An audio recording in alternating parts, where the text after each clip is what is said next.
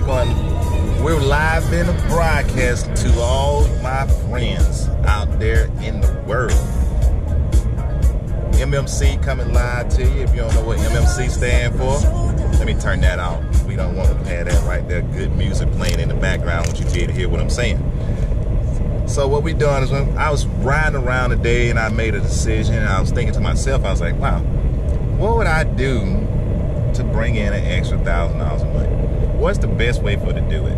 I just recently quit the 9-to-5, but I mean, it took me a lot of years to get the confidence to go ahead and do that.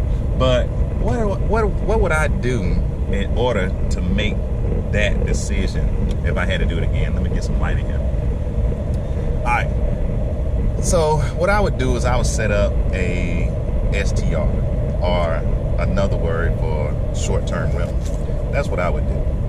And the reason why I would share the short-term rental up is because it's going to give us the fastest route to being productive or being in the positive on the money that we invest in. The reason why I say a short-term rental is because the short-term rental, you don't have to go out and buy a new property.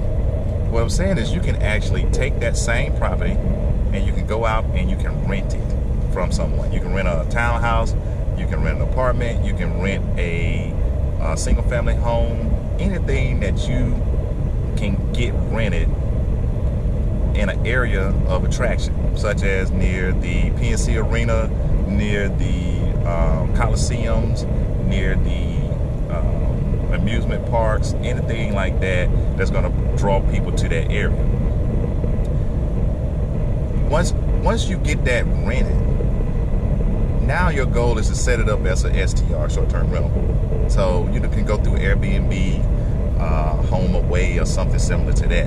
Whatever it is that you decide, whichever platform you decide to use, all it is an advertiser for you.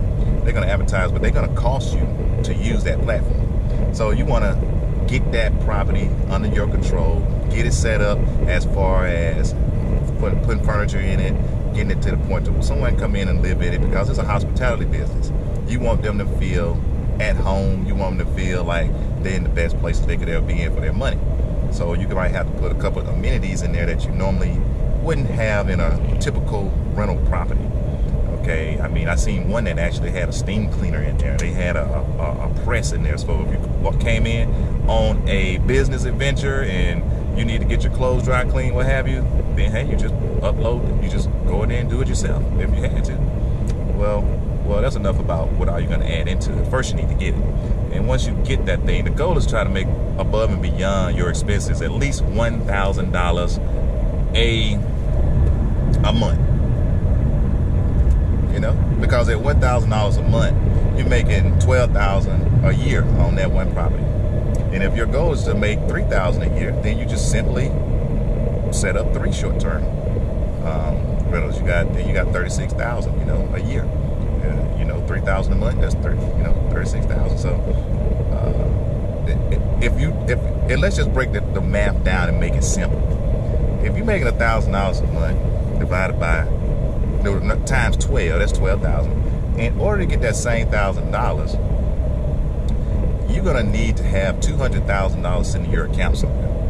And on top of that, that $200,000 is gonna need to be making 2% return on that money from the bank.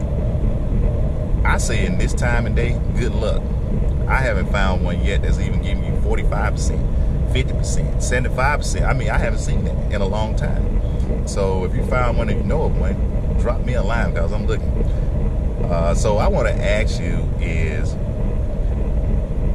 which one would be easiest? Because if we're trying to get 3,000, if we're trying to get 3,000, then we need basically $600,000 sitting in an account somewhere in order to get that $3,000 a month. And it got to be drawing in 2%. So which one would be easier to achieve? A girl trying to tell me where I'm going. We headed back to Raleigh. But I think that the easiest option would be to definitely figure out how to get your hands on a short-term rental or go out and rent one. We all rented a place before. We all live somewhere. We've all done it. So it would be way simpler for you to be able to acquire that rental than it would be to acquire $600,000 that you're going to let stand stagnant for the next eon, next couple years or what have you. I recommend going the short-term rental route. You know, here at Move Mastermind Consulting, we move at the speed of instruction. You've received the instruction. Now it's up to you to make the move.